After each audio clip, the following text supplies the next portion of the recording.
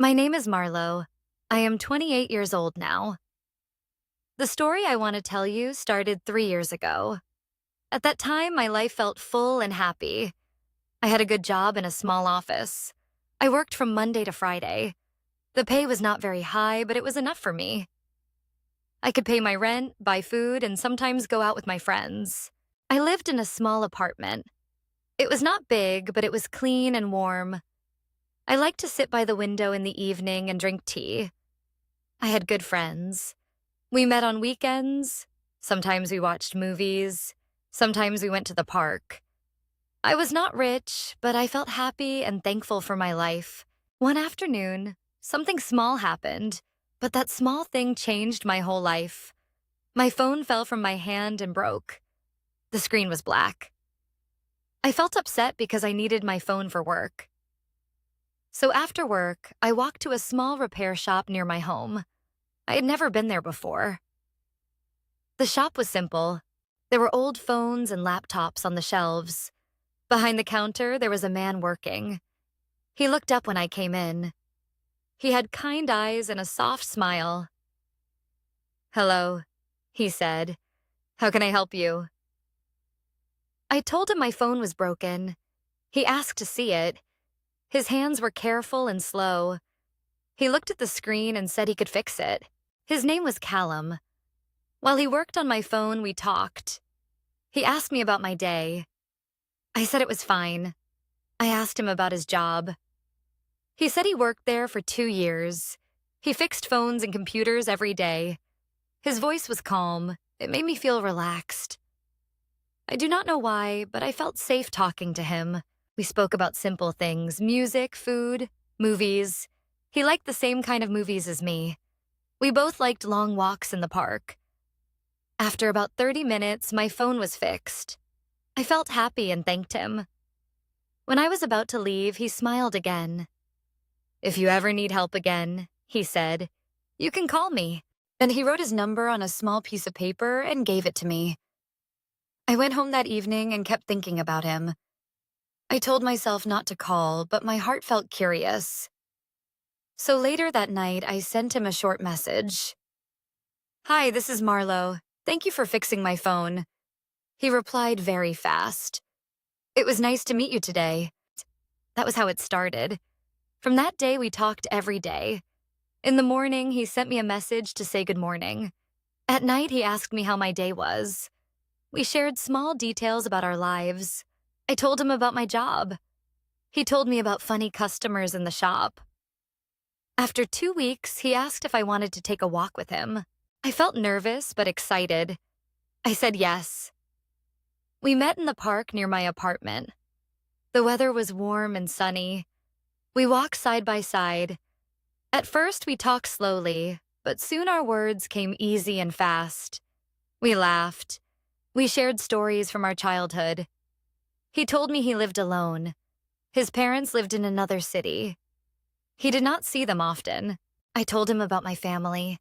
I said I was close to my mother. We walked for 2 hours. I did not even notice the time. When it started to get dark, he walked me home. Before I went inside, he looked at me in a soft way. "I had a really good time," he said. "Me too," I answered. After that day, we saw each other more and more. He came to my apartment. I went to his place. His apartment was small but clean and warm. He had a small sofa and a tiny kitchen. On the wall, there were pictures of places he wanted to visit. One day, we watched movies together in the evening. Sometimes we cooked dinner. He was not a great cook, but he tried.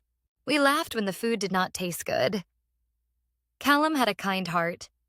He listened when I talked. He remembered small things about me. If I said I liked chocolate, he brought chocolate the next day. If I said I was tired, he told me to rest. He did not have much money, but that did not matter to me. I did not care about expensive gifts. I cared about how he made me feel, and he made me feel special. After 1 month, we became a couple. It felt natural. It felt right. I was very happy. 6 months passed quickly. One evening, we were sitting on his sofa. We were eating simple pasta and watching a movie. He turned the TV off and looked at me. "Marlo," he said softly, "why don't you move in with me?" My heart beat fast. "Are you sure?" I asked. He nodded. "I want to wake up next to you every day." I did not think for long. I loved him. I trusted him. "Yes," I said with a smile. A few weeks later, I left my small apartment and moved into his place. We carried my clothes and books together. We laughed while we worked. It felt like the start of a new life. We shared everything. We shared rent, we shared food, we shared dreams. At night, we talked about the future. Maybe one day we would travel. Maybe one day we would have a bigger home. The first months living together were beautiful. Every morning I woke up and saw his face next to mine. Every evening we cooked dinner together. After work, he hugged me and asked about my day. On weekends, we walked in the park again, just like our first date. He held my hand. I felt safe and loved. Sometimes I looked at him and thought, this is the man I will marry one day. I felt lucky. I felt thankful. I believed our love would stay strong forever. At that time, I did not know that life can change slowly, step by step. I did not see the small signs. I did not know that happiness can be quiet before a storm. But in those days, I was smiling and I believed my life was perfect. At first, our life together felt like a dream. Every morning, we drank coffee in the small kitchen. Every evening, we cooked dinner and talked about our day. I believed we were building something strong and real. I felt proud to call Callum my partner. I felt safe in his arms. I trusted him with my whole heart. But slowly, things began to change. It did not happen in one day. It happened little by little. At first, I did not notice. Callum started coming home later than usual. When I asked him why, he always said the same thing. He said work was busy. He said he was tired. I believed him because I loved him. I did not want to think something was wrong. The smile that once made me feel warm began to disappear. When he came home, he looked serious and quiet. He did not ask about my day like before. He sat on the sofa and looked at his phone for a long time. When I tried to talk to him, his answers were short. I felt a cold space growing between us. He was sitting next to me, but his heart felt far away. One evening, I asked him softly, "Is something wrong?" He shook his head and said no. He said I was thinking too much.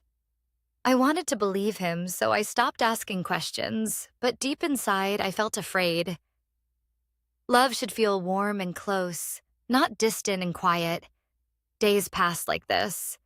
We still lived together, but something was missing. The laughter was gone. The long talks at night were gone. Even when we ate dinner, the room felt silent. I started to feel lonely. Even when he was beside me, I tried to be patient. I told myself, every couple has hard times.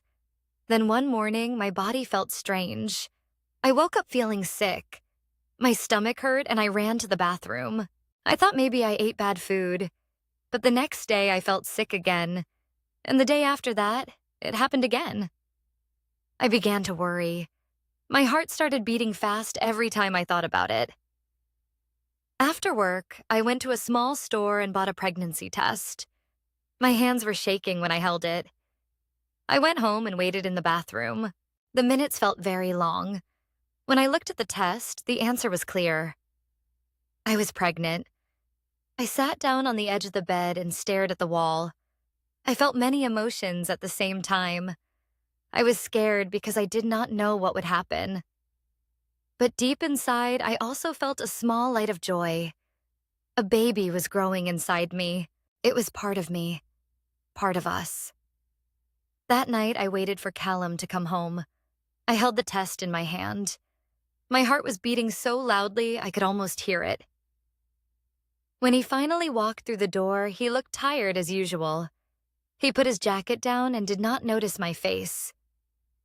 "We need to talk," I said quietly. He looked at me and sat down. I took a deep breath and said, "I'm going to have a baby."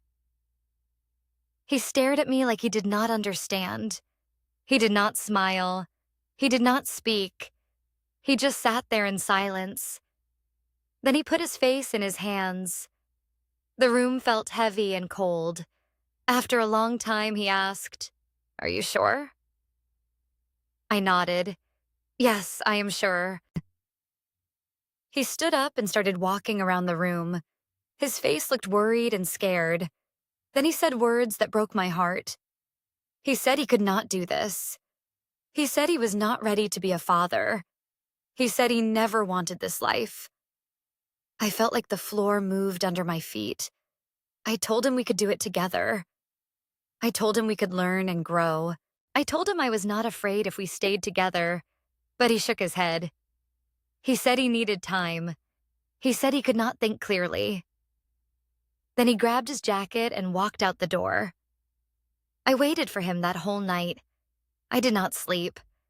I sat on the sofa and looked at the door, hoping he would come back, but he did not. The next day, he was still gone. I called him many times. He did not answer. I sent him messages. He did not reply. 5 days later, my phone made a small sound. It was a message from him. My hands were shaking when I opened it. The message was short. It said, "I am sorry. This is not the life I want." After that, he blocked my number. He was gone. I felt like my world was breaking into small pieces. I cried every day. I could not eat. I could not sleep. I touched my stomach and whispered to my baby. I told the baby I was there. I promised I would not leave. Even if the father walked away, I would stay. I did not tell my parents. I did not tell my friends. I felt ashamed and afraid. I thought people would judge me. I thought they would say I made a mistake. So, I stayed silent. I carried my pain alone. But inside my heart, I knew one thing. I was not alone anymore. I had a baby growing inside me. And for that baby, I had to be strong. Even if the man I loved chose to leave, I would choose to stay. After Callum left, the apartment felt empty and cold. His clothes were still in the closet. His shoes were still near the door, but he was not there.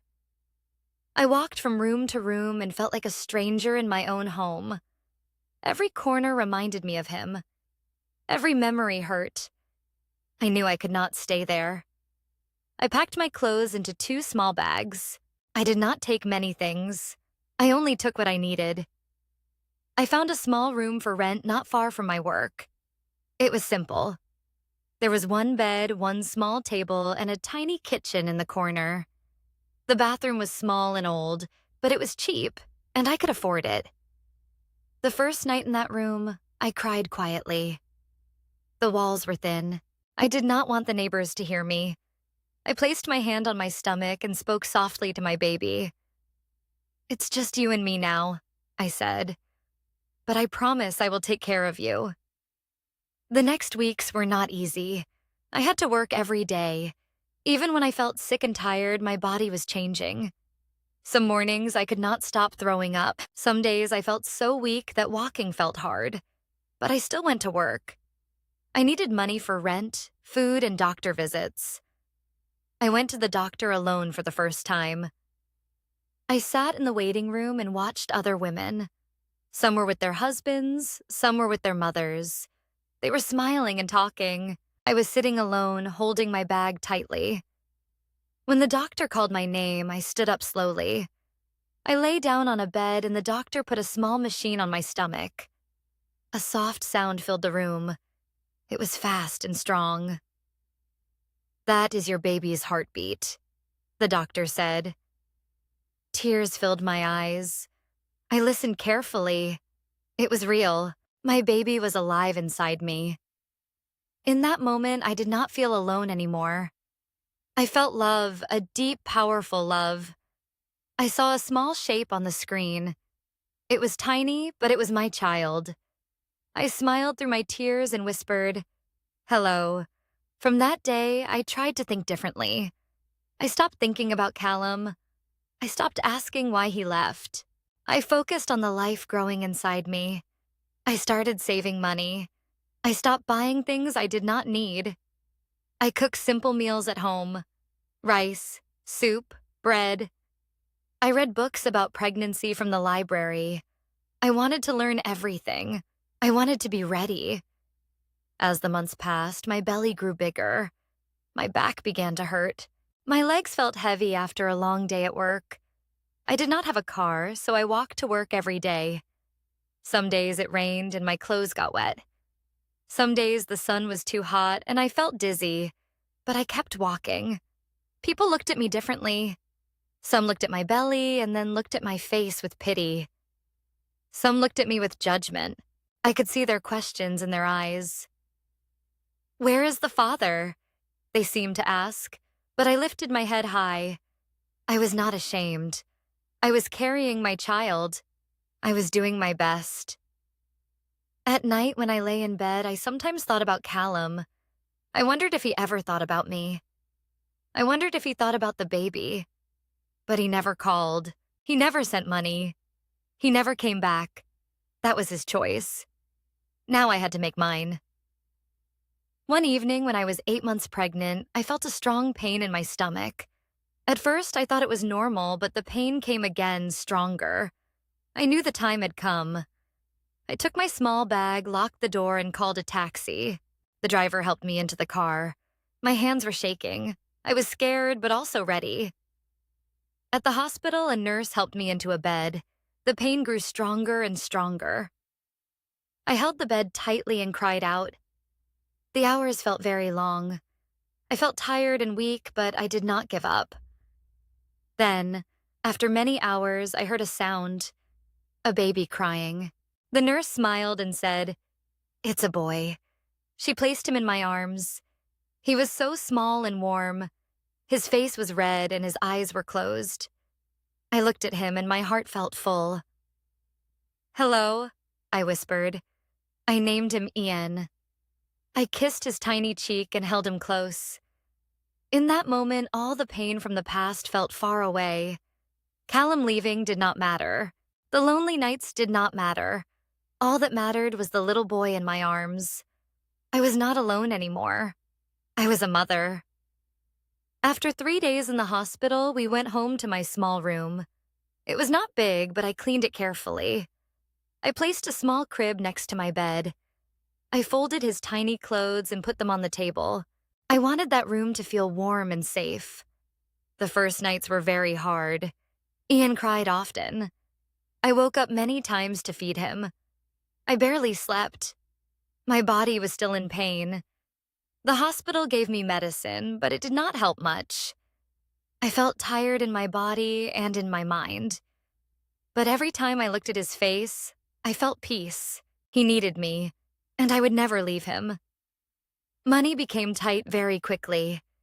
I was not working because I had just given birth. I looked at my small savings and felt worried. Rent, food, baby clothes, doctor visits, everything cost money. But I refused to call. He chose to leave us. I would not ask him for anything. When Ian was a little older and stronger, I started looking for work again. I searched online. I asked old friends. Many jobs paid very little. Some jobs were too far from home.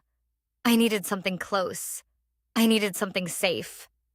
Finally, I found a job at a small store near my room. It sold food and drinks. The owner was kind. He saw that I was serious and hardworking. He gave me a chance. I worked in the afternoons and evenings. It was not an easy job. I stood for many hours. I smiled at customers. I carried heavy boxes sometimes, but I felt proud. Every hour I worked was for Ian. After my shift, I hurried home. When I opened the door and saw him sleeping in his crib, my heart felt warm. I would sit next to him and watch his small chest move up and down. Life was not easy, but I was stronger than before because now I was not living just for myself. I was living for my son.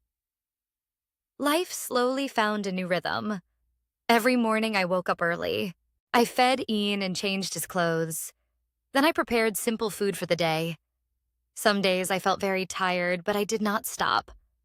My son needed me, and that gave me strength. As the months passed, Ian started to grow fast. First, he began to smile more. His smile was small and soft, but it made my whole day bright. Then he started to laugh. The sound of his laughter filled our small room with joy. Soon he learned how to roll over, then how to sit, and later how to crawl. I watched every small change with pride. I felt like I was watching a miracle. Sometimes after work, I took him to the park in a stroller. He loved looking at the trees and birds. When the wind touched his face, he smiled. Other mothers were there too. Some had husbands walking beside them. For a moment, I felt a small pain in my heart. But then I looked at Ian, and the pain disappeared. I had him.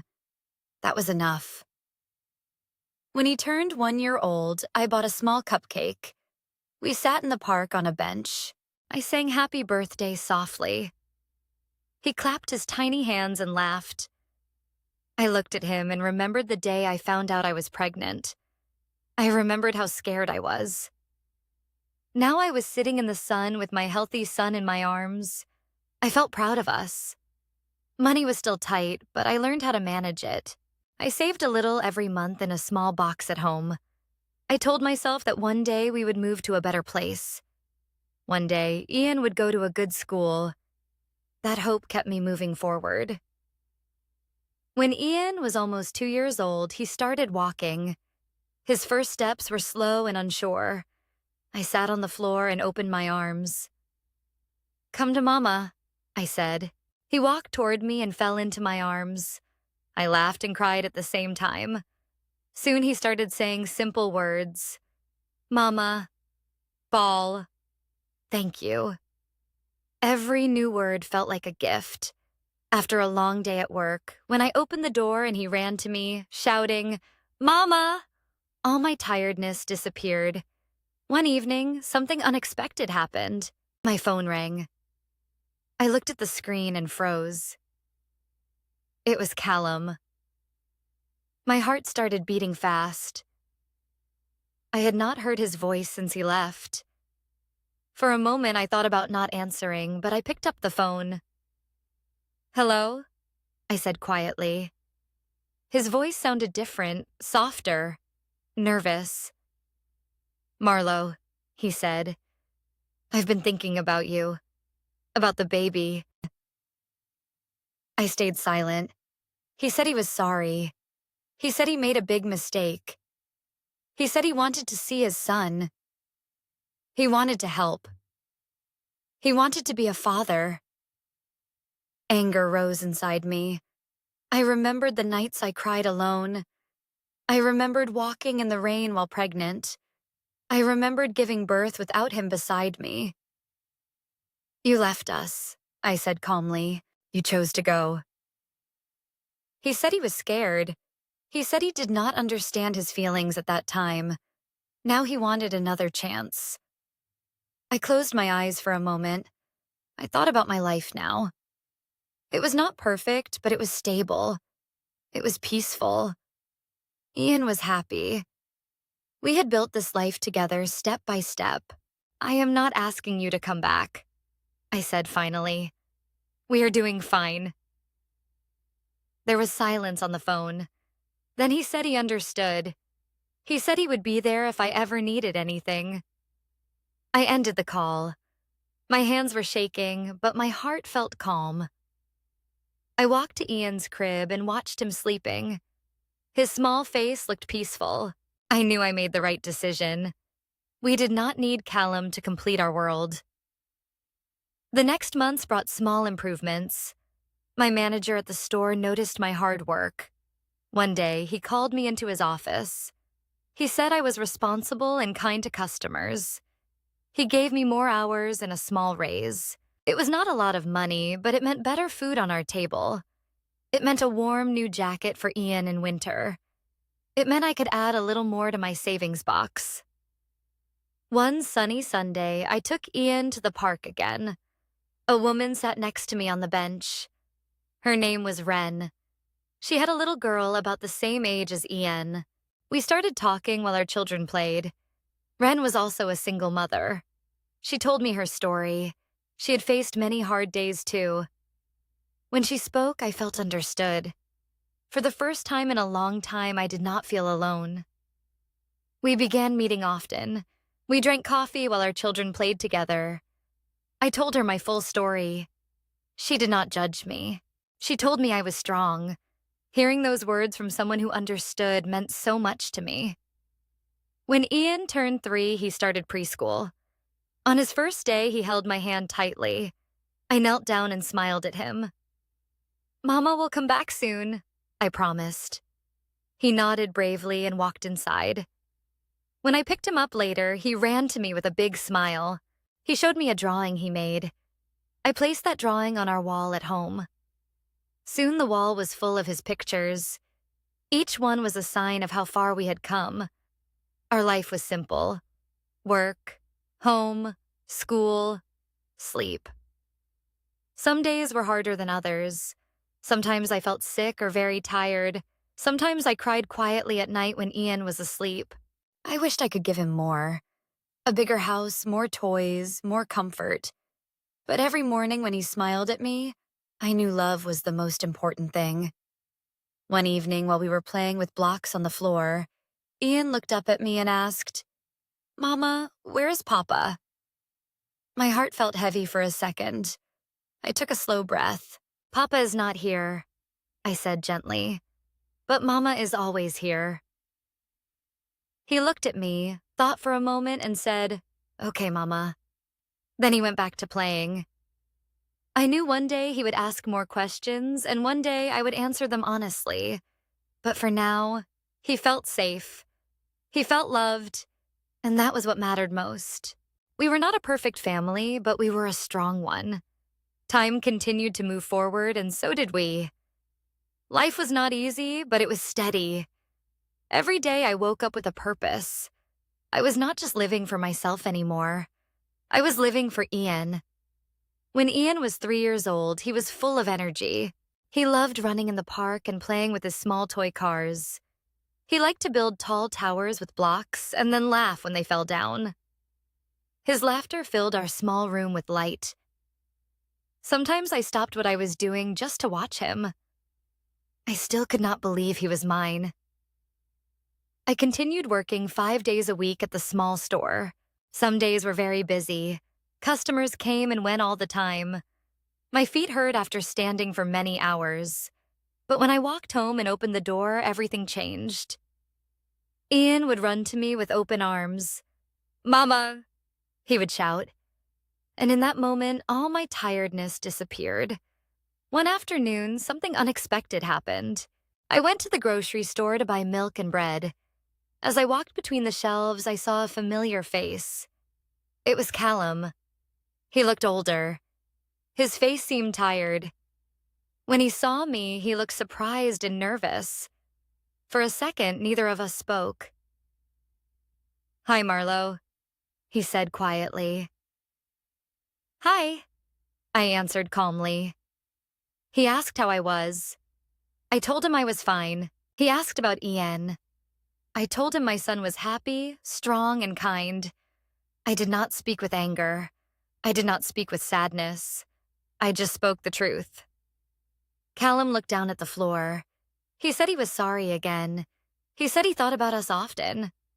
He asked if Ian would ever want to see him. I thought about all the moments he missed. The first cry, the first smile, the first steps, the first word. He was not there for any of it. "Maybe one day," I said slowly, "but not now. He does not even know you." Callum nodded. He took a small piece of paper from his pocket and wrote his number on it. He gave it to me and said, "If you ever need anything, call me." I took the paper without saying much. Then we went our separate ways. When I got home, Ian was sitting on the floor playing with his blocks. He looked up and smiled. "Mama, play with me," he said. I put the grocery bags down and sat next to him. We built a tall tower together. He laughed when it fell. Later that night, when Ian was asleep, I looked at the paper with Callum's number. I held it in my hand for a moment. I thought about the past. I thought about the pain, but I also thought about how far we had come without him. Slowly, I tore the paper into small pieces and threw it in the trash. I did not feel anger. I did not feel hate. I just felt peace. We did not need him. The months passed and life became more stable. I continued saving money in my small box. Little by little, the amount grew.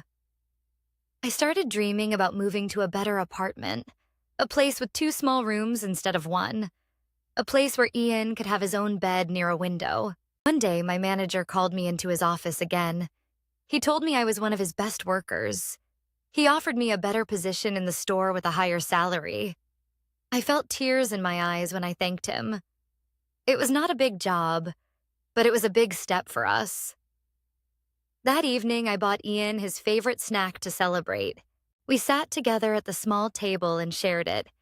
He did not understand about promotions or salaries, but he saw my smile, and he smiled too. When Ian turned 4, he became even more curious about the world.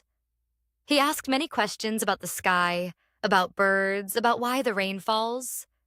Sometimes he asked again about his father. Each time I answered gently and simply. I told him that families can look different. Some have a mother and a father. Some have only a mother. What matters most is love. And he had love.